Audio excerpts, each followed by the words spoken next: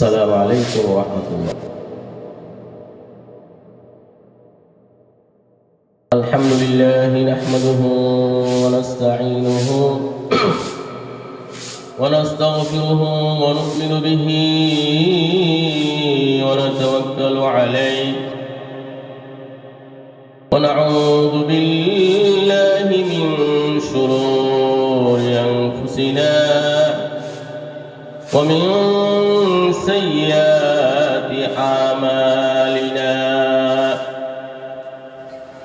من يهده الله فلا مضل له ومن يضلل فلا هادي له، وأشهد أن لا إله إلا الله وحده لا شريك له، وأشهد أن سيدنا وسندنا وحبيبنا ومولانا محمدا عبده ورسوله صلى الله تعالى عليه وعلى آله وأصحابه وبارك وسلم تسليما كثيرا. أما بعد، فأعوذ بالله من الشيطان الرجيم. بسم الله الرحمن الرحيم. الرحمن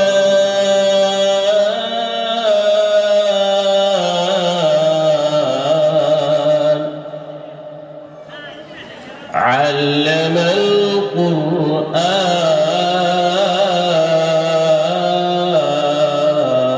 القرآن خلق الإنسان.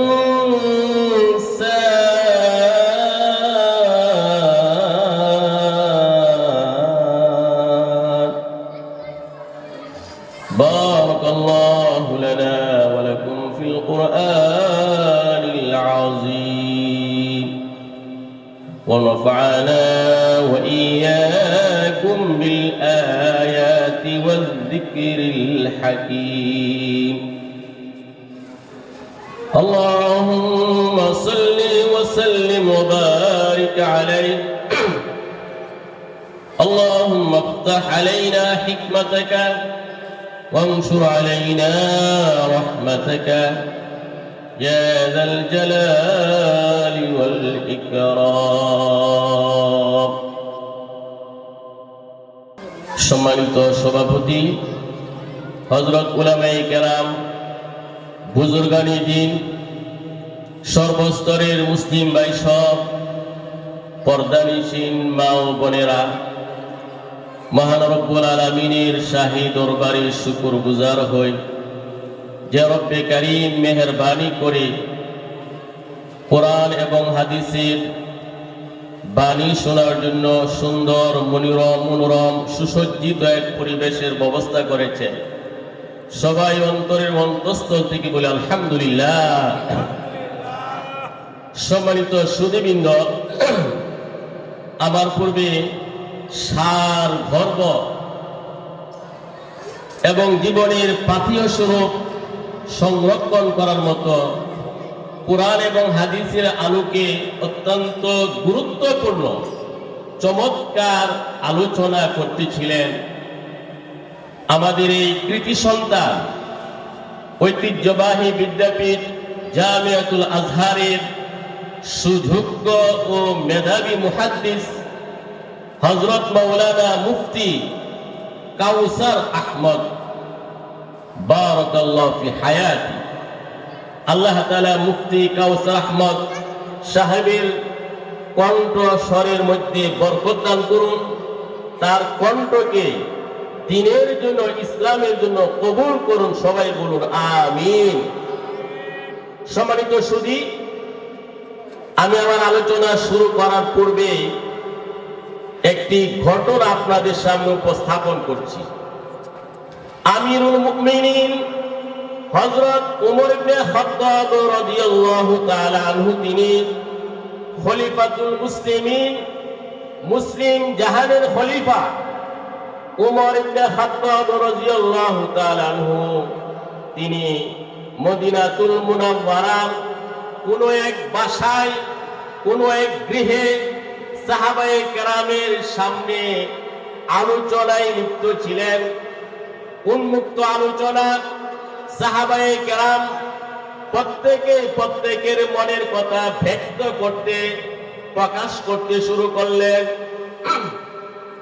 এক পর্যায়ে আমিরুল মুমিনিন হযরত ওমর ইবনে খাত্তাব রাদিয়াল্লাহু তাআলা আনহু, ওনার অনুমতি ক্রমে এক সাহাবী বললেন, আমাদের মনের কি আকাঙ্ক্ষা, প্রত্যাশা, বাসনা, কামনা আছে, আমরা যদি একটু আলোচনা করতাম মনে হয় ভালো হতো।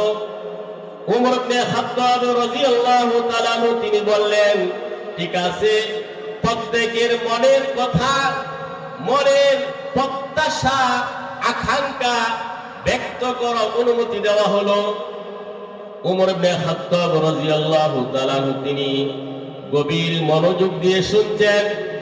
একজন নবীর সাহাবী বললেন, সম্মানিত উপস্থিতি, আমার মনের একান্ত কামনা বাসনা, আল্লাহ তাআলা যদি এই ঘরবর্তী, এই গৃহবর্তী, এই বাসাবর্তী স্বর্ণ আল্লাহ তাআলা আমাকে দান করতেন, আমি সমস্ত স্বর্ণ আল্লাহ তাআলা সন্তুষ্টির জন্য আল্লাহর রাস্তায় আমি দান করে দিতাম।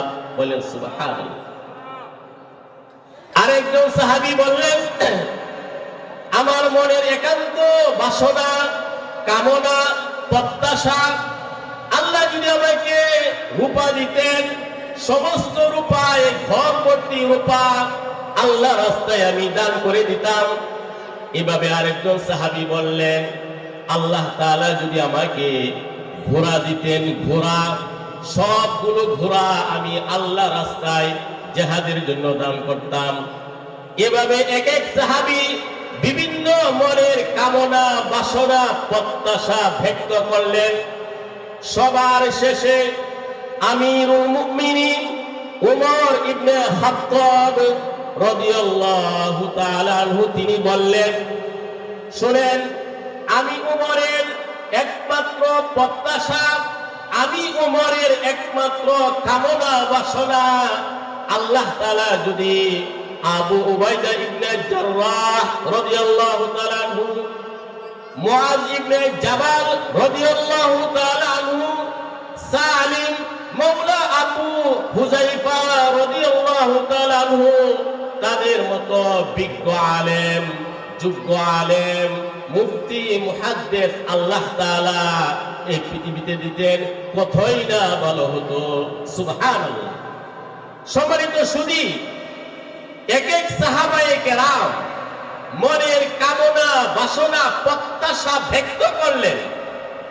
আমিরুল মুমিনিন ওমর ইবনে খাত্তাব রাদিয়াল্লাহু তাআলা আনহু, তিনি তার মনের বাসনা বললেন, এই ঘরভর্তি স্বর্ণ আমি চাই না, রূপা চাই না, ঘোড়া চাই না, দুনিয়ার কোনো কিছু চাই না, আমি চাই আবু উবাইদা ইবনে জাররাহ, মুআজ ইবনে জাবাল, সালেম মাওলা আবু হুযায়ফা, তাদের মতো যুগ শ্রেষ্ঠ বিজ্ঞ আলেম যেন আল্লাহ তাআলা পৃথিবীতে পয়দা করেন, সৃষ্টি করেন। বলেন সুবহানাল্লাহ।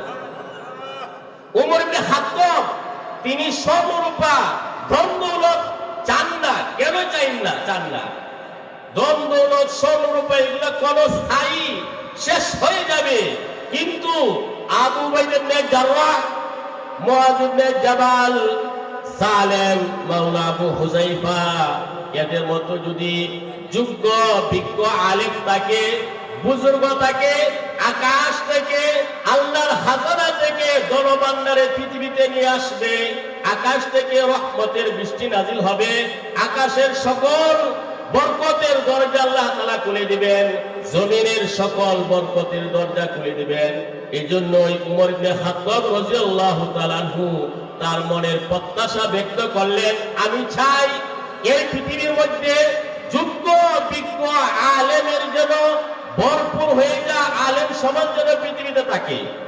সম্মানিত হাজিরিন, আমি আপনাদের সামনে কোরআনে কারীম থেকে সূরা রহমান তেলাওয়াত করেছি। সূরা রহমানের প্রথম 3টি আয়াত তেলাওয়াত করেছি। আল্লাহ রাব্বুল আলামিন সূরা রহমানের মধ্যে অনেকগুলো নিয়ামত, অনেকগুলো অবদান, অনেকগুলো দয়া মায়ার কথা আল্লাহ তাআলা আলোচনা করেছেন। এজন্য আল্লাহ রাব্বুল আলামিন সূরা রহমানের মধ্যে 31 বার বলেছেন, ফাবিআইয়ি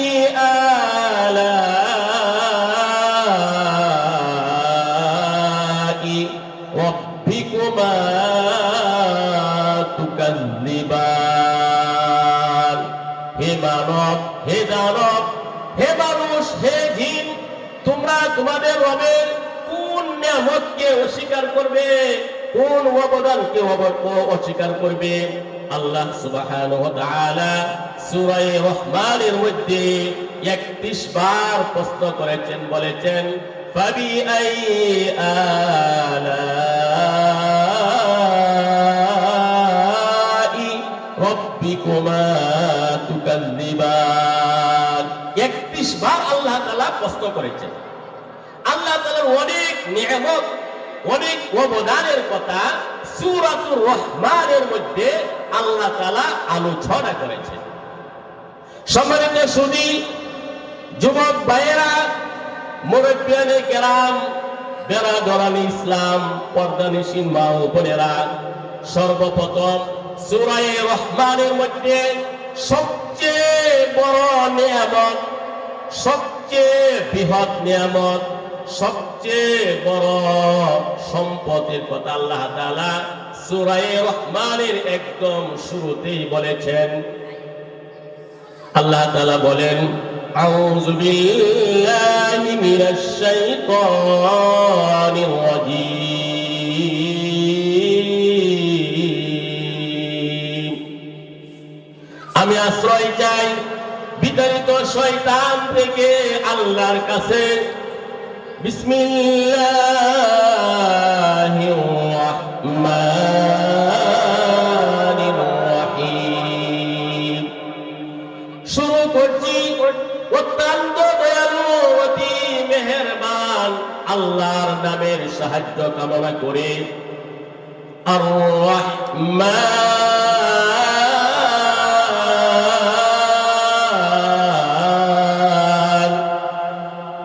অতি দয়াময় আল্লাহ।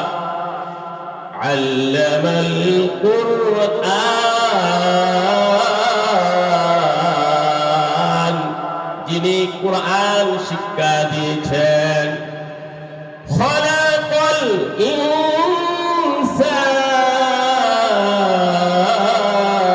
ইনসান, যিনি মানুষ সৃষ্টি করেছেন। সম্মানিত সুধী, সূরাতুর রহমানের মধ্যে সর্বপ্রথম মহান আল্লাহ তাআলা, তিনি অসীম দয়ার অধিকারী, তার দয়া সিফতে একটি নাম উল্লেখ করেছেন, আর রহমান।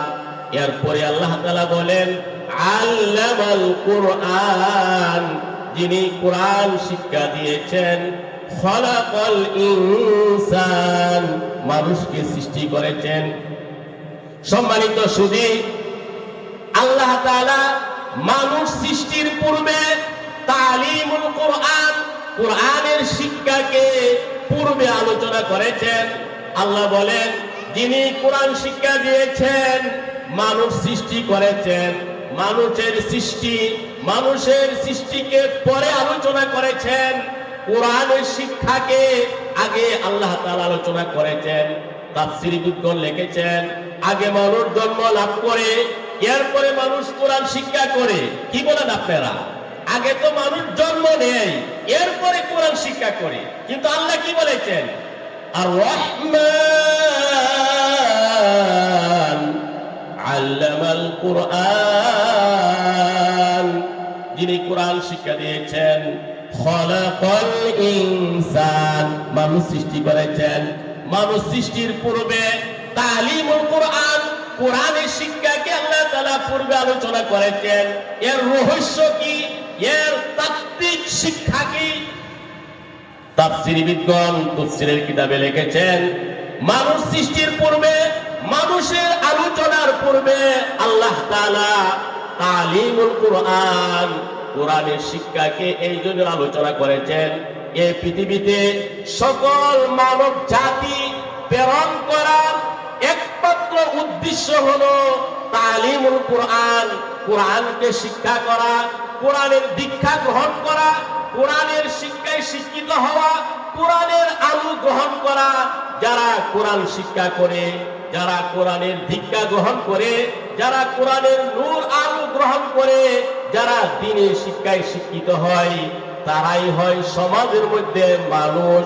আর কোরআনের শিক্ষা যাদের মধ্যে নাই তারা মানুষ না, তারা হয় মানুষরূপী প্রাণী, মানুষরূপী জানোয়ার, মানুষরূপী শয়তান, শয়তান থেকেও নিকৃষ্ট। নাউযুবিল্লাহ। সম্মানিত সুধী, মহান আল্লাহ তাআলা সূরা রহমানের মধ্যে মানুষ সৃষ্টির পূর্বে তালিমুল কুরআন, কোরআনের শিক্ষার কথা আলোচনা করেছেন। উদ্দেশ্য হলো যারা এই কোরআন শিক্ষা করবে, যারা কোরআন অনুযায়ী জীবন গঠন করবে, যারা জীবনে এই কোরআনকে বাস্তবায়ন করবে, তারা একমাত্র মানুষ।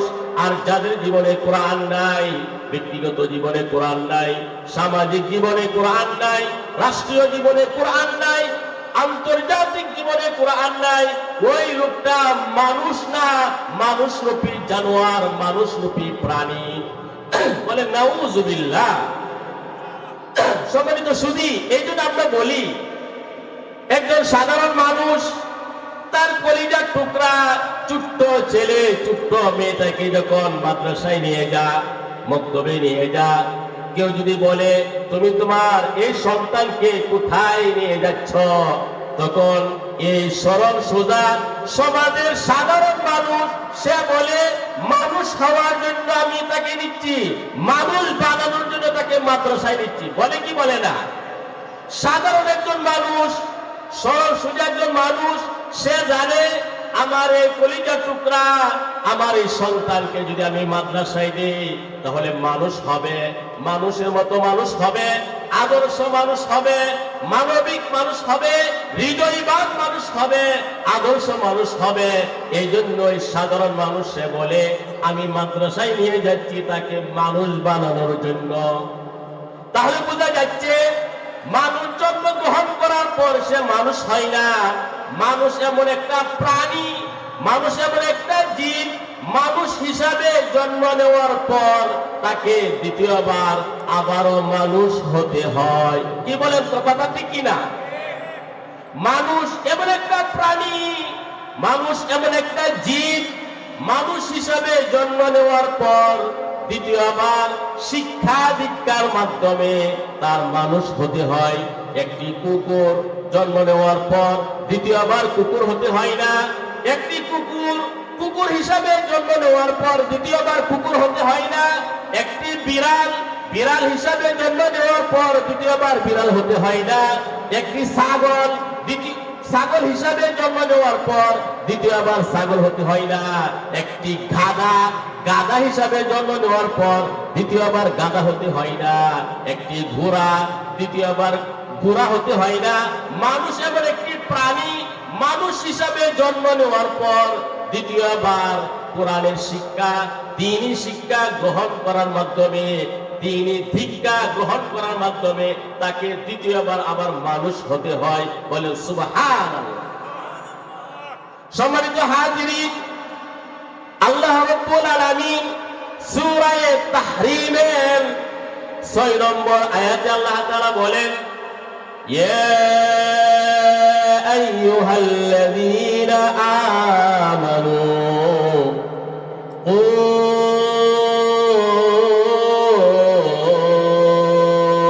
আনফুসাকুম ওয়া আহলিকুম নারা। আল্লাহ তাআলা বলেন, হে ঈমানদারগণ, হে বিশ্বাসীগণ, তুমি এবং তোমার পরিজনকে জাহান্নামের আগুন থেকে বাঁচাও। আল্লাহ তাআলা সূরা তাহরীমের 6 নম্বর আয়াতে বলেন, হে ঈমানদারগণ, কু আনফুসাকুম ওয়া আহলিকুম নারা। হে ঈমানদারগণ, তোমরা এবং তোমার পরিবার পরিজনকে জাহান্নামের আগুন থেকে বাঁচাও। তাফসীর ইবনে কাসিরে লেখেন, আল্লাহ তাআলা যে বললেন, হে ঈমানদারগণ, তোমরা এবং তোমার পরিবার পরিজনকে জাহান্নামের লেলিহান প্রজ্বলিত আগুন থেকে বাঁচাও, এর ব্যাখ্যা হলো আল্লিমুহুম ওয়া আদিবুহুম।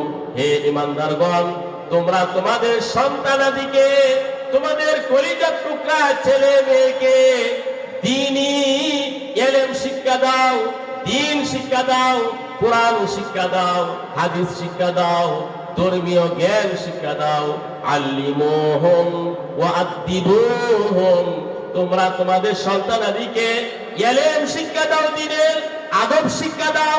হে ঈমানদারগণ, তোমরা যদি তোমাদের সন্তানাদিকে দ্বীনের ইলম শিক্ষা দাও, দ্বীনের আদব শিক্ষা দাও, তাহলে তোমরাও জাহান্নামের আগুন থেকে বাঁচতে পারবে। তোমাদের সন্তানাদি, পরিবার পরিজন, তারাও জাহান্নামের আগুন থেকে বাঁচতে পারবে। বলেন সুবহানাল্লাহ। সম্মানিত সুধী, আজকে আমাদের সমাজে সন্তান পিতার কথা শোনে না, সন্তান মার কথা শোনে না, মুরব্বীর কথা শোনে না। এর কারণ হলো দ্বীনি শিক্ষা না দেওয়ার কারণে। কি বলেন, কথা ঠিক কিনা? আমিরুল মুমিনিন ওমর ইবনে খাত্তাব রাদিয়াল্লাহু তাআলা আনহুর যুগের ঘটনা। আমিরুল মুমিনিন ওমর ইবনে খাত্তাব রাদিয়াল্লাহু তাআলা আনহু, তিনি তখন খলিফাতুল মুসলিমিন। এক বৃদ্ধ ব্যক্তি, এক পিতা তার সন্তানকে হাতে ধরে আমিরুল মুমিনিন হযরত ওমর ইবনে খাত্তাব রাদিয়াল্লাহু তাআলা আনহু তার কাছে গিয়ে বললেন, হে মহামান্য খলিফা আমিরুল মুমিনিন ওমর, আমার এই সন্তান আমার সাথে বেয়াদবি করে, আমার কথা শুনে না, আমাকে খাবার দেয় না, আমার খোঁজ খবর নেই না, আপনি তার বিচার করুন। ওমর ইবনে খাত্তাব রাদিয়াল্লাহু তাআলা আনহু পিতার অভিযোগ শুনে রাগের দৃষ্টিতে ক্ষিপ্ত হয়ে সন্তানের দিকে তাকালেন। উমর কি নরম মানুষ ছিলেন না গরম মানুষ ছিলেন? আরে অনেক গরম মানুষ ছিল। উমর কেমন গরম মানুষ ছিল? অনেক। উমর ইবনে খাত্তাব রাদিয়াল্লাহু তাআলা আনহুকে শয়তান দেখলে রাস্তা ছেড়ে দিত। শয়তান দেখলে কি করত? উমরের মধ্যে এমন প্রভাব ছিল, উমর ইবনে খাত্তাব রাদিয়াল্লাহু তাআলা আনহু তিনি যে রাস্তায় চলতেন, শয়তান যদি বিপরীত দিক থেকে রাস্তায় আসতো, উমরের ভয়ে শয়তান রাস্তা ছেড়ে দিত। আরে উমরের নামের মধ্যে একটা প্রভাব আছে।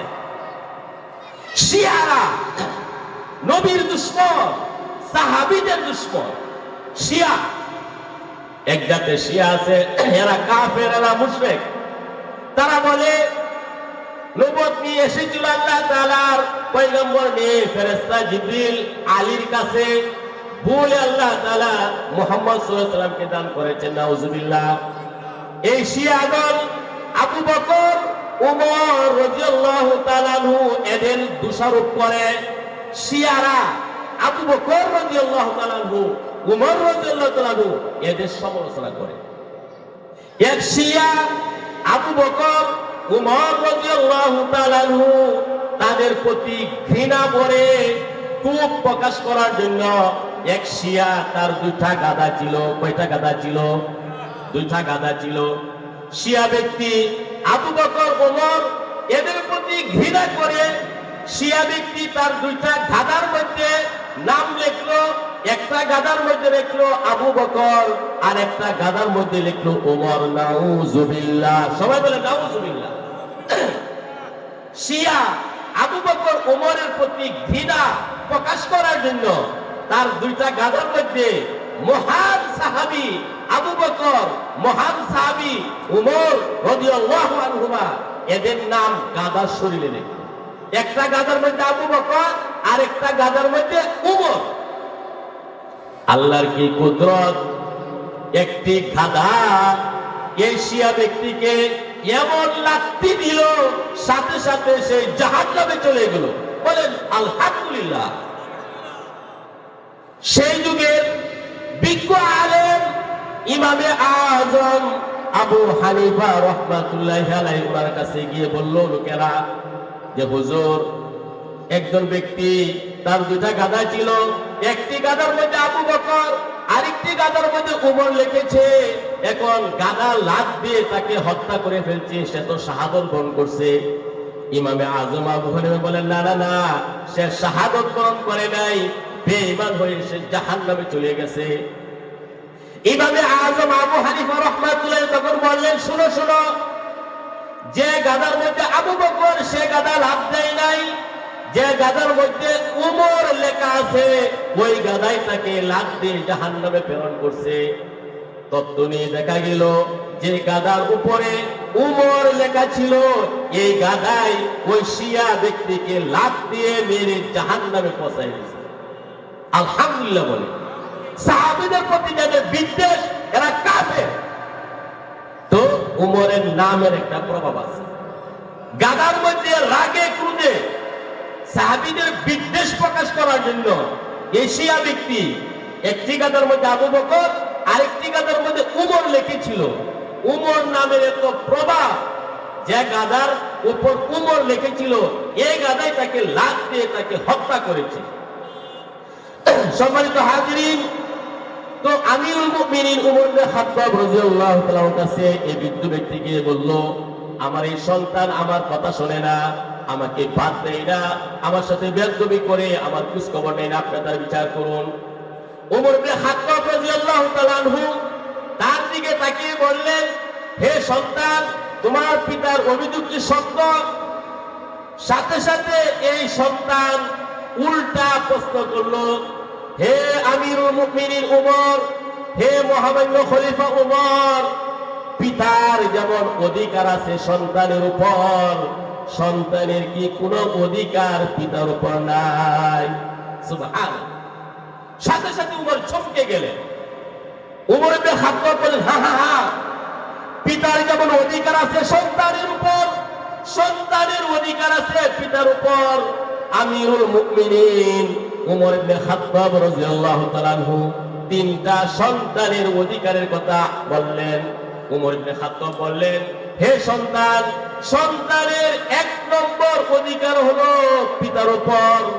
সন্তান ভালো একজন মা নির্বাচন করবে, ভালো মহিলাকে বিয়ে করবে, দিনদার পরহেজগার নামাজি পর্দানিশীন একজন ভালো মহিলাকে বিয়ে করবে। উমর ইবনে খাত্তাব রাদিয়াল্লাহু তাআলা আনহু সর্বপ্রথম সন্তানের একটি হক আলোচনা করলেন। সন্তানের অধিকার পিতার উপর, সর্বপ্রথম পিতা একজন ভালো মহিলাকে বিয়ে করবে।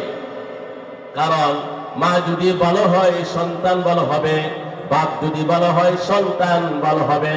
এই জন্য আমিরুল মুমিনিন উমর ইবনে খাত্তাব বললেন, সন্তানের এক নম্বর অধিকার পিতার উপর, সর্বপ্রথম পিতা ভালো একজন মহিলাকে বিয়ে করবে। দুই নম্বরে আমিরুল মুমিনিন উমর ইবনে খাত্তাব বললেন, সন্তানের হক পিতা মাতার উপর। দুই নম্বর, সন্তানের সুন্দর নাম রাখবে। সন্তান যখন জন্মগ্রহণ করে এই পৃথিবীতে আসে, পিতার দায়িত্ব হলো, সন্তানের অধিকার হলো পিতার উপর, পিতা সুন্দর একটি নাম সন্তানের রাখবে। তিন নম্বরে উমর ইবনে খাত্তাব রাদিয়াল্লাহু আনহু বললেন, সন্তানের তিন নম্বর অধিকার পিতার উপর, সন্তানকে পিতামাতা কোরআন কিতাব শিক্ষা দিবে, ওযু গোসল শিক্ষা দিবে, কালিমা শিক্ষা দিবে, কোরআন হাদিস শিক্ষা দিবে। এটা হলো সন্তানের অধিকার পিতার উপর। বলে সুবহানাল্লাহ। আমিরুল মুমিনিন সন্তানের প্রশ্নের উত্তরে তিনটি হকের কথা বললেন। সন্তানের এক নম্বর অধিকার, সন্তানের এক নম্বর অধিকার হলো পিতা ভালো একজন মা নির্বাচন করবে। 2 নম্বর অধিকার হলো সন্তানের সুন্দর নাম রাখবে। 3 নম্বর অধিকার হলো পিতা মাতা সন্তানকে দ্বীন শিক্ষা দিবে, কোরআন শিক্ষা দিবে, হাদিস শিক্ষা দিবে। সম্মানিত সুধী, যখনই আমিরুল মুমিনিন উমর ইবনে খাত্তাব রাদিয়াল্লাহু তাআলা আনহু সন্তানের 3টা হক অধিকারের কথা বললেন, সাথে সাথে এই সন্তান বলল, হে আমিরুল মুমিনিন মহামান্য খলিফা ওমর, তাহলে শুনুন, আমার মা একজন হিন্দুর দাসী, আর আমার নাম হলো হাফল। হাফল শব্দ হলো সামসরা, চামচিকা। সামসরা চিনেন না আপনারা? সামসরা চামচিকা যেটাকে বলে। সন্তান বলল, হে আমিরুল মুমিনিন, তাহলে শুনুন, আমার মা একজন হিন্দুর দাসী, আমার নাম হলো সামসরা, চামচিকা, হাফল, আর আমাকে মুঠেই কোরআন কিতাব শিক্ষা দেয় নাই। তখন আমিরুল মুমিনিন উমর ইবনে খাত্তাব রাদিয়াল্লাহু তাআলা আনহু ধমকে সুরে বললেন, এই নে, তুমি যদি তোমার সন্তানের হক অধিকার আদায় করতে, সন্তান অবশ্যই তোমার অধিকার আদায় করত। বলেন কথা ঠিক কিনা? তো আজকে আমাদের সমাজে যে বড় সমস্যা, সেটা হলো সন্তানাদিকে আমরা দ্বীন শিক্ষা দেই না, ধর্ম শিক্ষা দেই না। আমাদের সমাজের যত বেহায়াপনা এবং বেলাল্লাপনা, অশ্লীলতা, পাপাচার, এইগুলো হলো ধর্মীয় জ্ঞান না থাকার কারণে। এলেম হলো আলু নূর, এলেম হলো একটা আলু জ্যোতি, যার মধ্যে এলেম থাকে, আলু থাকে, সে কোনো সময় অশ্লীলতা, বেহায়াপনা, বেলাল্লাপনা করতে পারে না। সম্মানিত সুধী, এই জন্যই মহান রব্বুল আলামিন, তিনি আমাদের স্রষ্টা। আল্লাহ রব্বুল আলামিন মানব জাতির হেদায়েতের জন্য লক্ষাধিক নবী রাসূল প্রেরণ করেছেন, শতাধিক আসমানি কিতাব প্রেরণ করেছেন। আসমানি সকল কিতাবের মধ্যে, সকল গ্রন্থের মধ্যে সর্বশ্রেষ্ঠ এবং সর্বশেষ গ্রন্থ হলো মহাগ্রন্থ কুরআনে কারীম। সেই কুরআনে কারীমের ৬২৩৬টি আয়াতে কারিমা রয়েছে। কুরআনে কারীমের কয়টি আয়াত আছে? ৬২৩৬টি আয়াত। আল্লাহ রাব্বুল আলামিন কুরআনে কারীমের ৬২৩৬টি আয়াতে কারিমার মধ্যে সর্বপ্রথম এই মানব জাতির হেদায়েতের জন্য, এই বিশ্ববাসীর জন্য এই ভূপৃষ্ঠে 5টি আয়াত আল্লাহ তাআলা নাযিল করেছেন। ৬২৩৬টি আয়াতের মধ্যে সর্বপ্রথম আল্লাহ তাআলা মানব জাতির জন্য 5টি আয়াত নাযিল করেছেন। সূরাতুল আলাকে আল্লাহ তাআলা বলেন, ইকরা বিসমি রাব্বিকাল্লাযী খালাক খালাকাল ইনসানা মিন আলাক ইকরা ওয়া রাব্বুকাল আকরাম الذي علم بالقلم علم الإنسان ما لم يعلم। সম্মানিত সুধী, এই 5টি আয়াত হলো সর্বপ্রথম আয়াত। এই 5টি আয়াত নাযিল হওয়ার পর 3 বছর পর্যন্ত ওহী বন্ধ ছিল। তো আল্লাহ তাআলা সর্বপ্রথম নামাজের কথা বলেন নাই, সর্বপ্রথম আল্লাহ তাআলা ঈমানের কথা বলেন নাই, রোজার কথা বলেন নাই, বিধিবিধানের কথা বলেন নাই। সর্বপ্রথম আল্লাহ রাব্বুল আলামিন এই মানব জাতির জন্য যে মেসেজ দিয়েছেন, যে বার্তা দিয়েছেন, সেটি হলো ইকরা, তুমি পড়ো, তুমি শিক্ষা করো, কোরআনের জ্ঞান, ধর্মীয় জ্ঞান তুমি শিক্ষা করো, ধর্মীয় জ্ঞানে তুমি শিক্ষিত হও। সম্মানিত সুধী, বিশ্ববাসীর জন্য মহান আল্লাহর প্রথম নির্দেশ, প্রথম ওয়াদা, নামাজ পড়ো না, রোজা রাখো না, ঈমান আনো না। এই বিশ্ববাসীর জন্য সর্বপ্রথম আল্লাহর নির্দেশ হলো ইকরা, তুমি পড়ো, তুমি শিক্ষিত হও। তুমি যদি শিক্ষা গ্রহণ করো, ধর্মীয় জ্ঞানে জ্ঞানী হও, তোমার মধ্যে নামাজ, রোজা, ইসলামী চেতনা, ইসলামী মূল্যবোধ এমনি তোমার মধ্যে আসবে। সম্মানিত সুধী, সময় শেষ। আল্লাহ তাআলা আমাদেরকে যা আলোচনা করলাম এর মধ্যে কোরআন এবং হাদিস অনুযায়ী আমল করার তৌফিক দান করুন। আমিন। সুবহানাকাল্লাহুম্মা ওয়া বিহামদিক আশহাদু আল্লা ইলাহা ইল্লা আনতা আস্তাগফিরুকা ওয়া আতুবু ইলাইক।